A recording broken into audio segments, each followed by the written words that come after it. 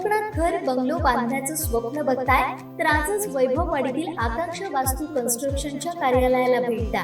निसर्ग संपन्न वैभववाडी आकांक्षा वास्तू कन्स्ट्रक्शन अँड डेव्हलपर्स घेऊन आले 108 प्लॉटचा भव्य वास्तू प्रकल्प। आपला सातबारा, आपलं घर, समर्थ नगर। वैभववाडी कोंडा मार्गावर 26 एकर प्रशस्त जागेत वैभववाडीत साकारणारा पहिला निवासी वास्तू प्रकल्प। अनेक सोयी सुविधांसह परिपूर्ण असलेला एकमेव वास्तू प्रकल्प। आपल्या सातबारावर नोंदवा तुमच्या हक्काचं घर, समर्थ नगर। तुमच्या स्वप्नातलं घर आता प्रत्यक्षात उतरणार। आजच आमच्या साईटला भेट द्या।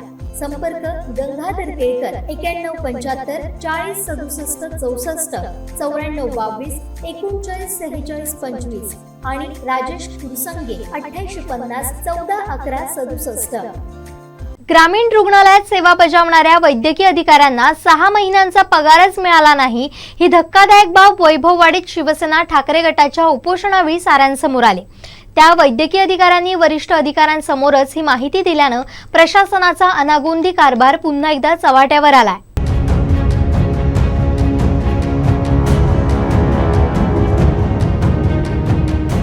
वैभववाडी ग्रामीण रुग्णालयातील असुविधांबाबत गुरुवारी ठाकरे शिवसेनेनं उपोषण सुरू केलं।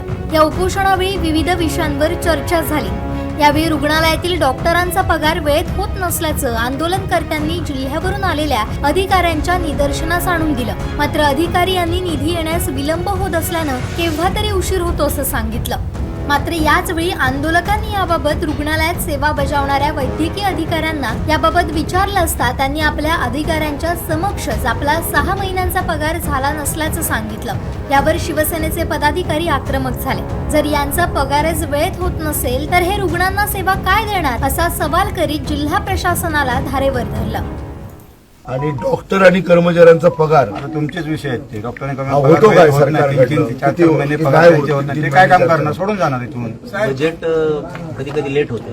फायनान्शियल ज्या टायमाला बजेट आहे ना वरून येतं ना थोडंसं लेट होतं, त्याच्यामुळे 1-1.5 किंवा 2 महिने लागतात। डॉक्टर समाधानी असले पाहिजे, कर्मचारी समाधानी पाहिजे, कारण त्यांनी सेवा द्यायची आहे। तर त्यांना जर पैसे मिळाले नाही, त्यांनाच त्यांचं आर्थिक कुटुंब चालवणं अडचणीचं झालं तर ते कशी सेवा देणार?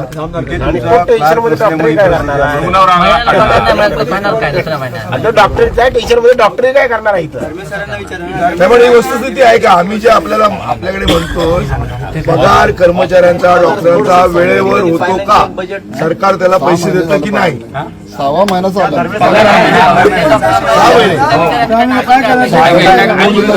काढून टाकत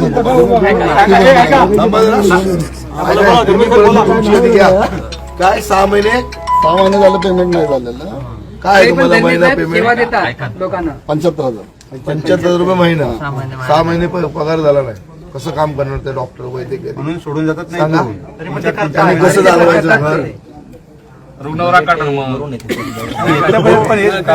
काहीतरी जायला पाहिजे ना, हालचाल झाली पाहिजे। बाकी सगळ्या विषयाला नको त्या ठिकाणी लोक प्रसिद्धी करतात, इथल्या लोक साहेब 6 महिने पगार नाही, हे काय मोठं म्हणजे हे ह्याची बाब नाही ना। सुरक्षा रक्षक ते पण तसंच बघा, 5-6 त्यांना पगार नाही। सुरक्षा रक्षक तुमचं काय पगाराची? तुम्हाला दिलेला पगार काल 2 महिन्याचे आता दिले, मीच केलं डीडीशी बोलून मीच केलं। सर आता अजून अकाउंटला नाही, दसऱ्यापूर्वी मी केलं ना ते। डीडीशी बोलून काहीतरी 4 लाख का 6 लाख आले ना, पगार द्या।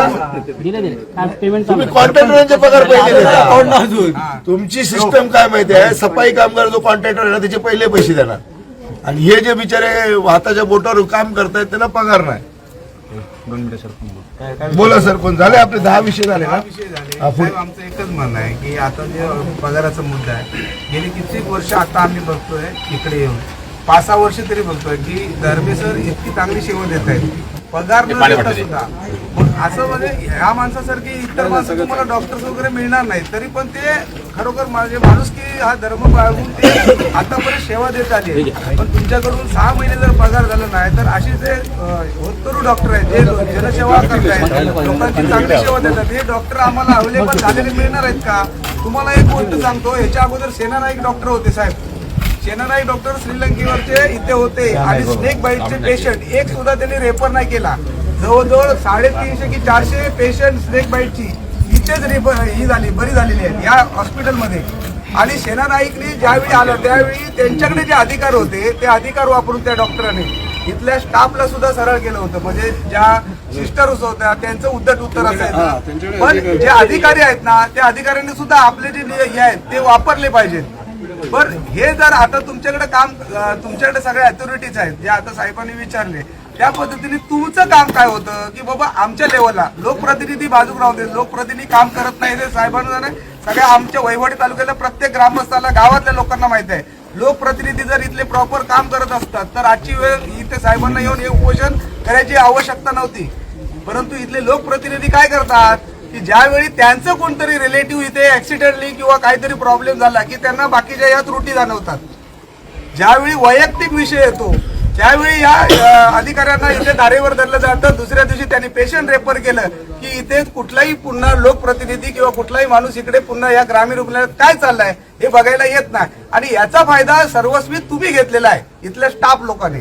तुम्हाला माहित आहे की इथले लोकप्रतिनिधी काम करत नाही, लोकांमध्ये तो उत्साह दिसत नाही, लोक इथे येऊन आम्हाला प्रश्न विचारत नाही. आणि याचा सगळा हा परिणाम आहे तुमच्यावर झालेला. मला एवढंच म्हणायचं आहे की इथे जे डॉक्टर्स की सिस्टर इतर जो स्टाफ काम करतो यांचा पगार जर वेळेवर झाला तर इथली सेवा सुरळीत होईल.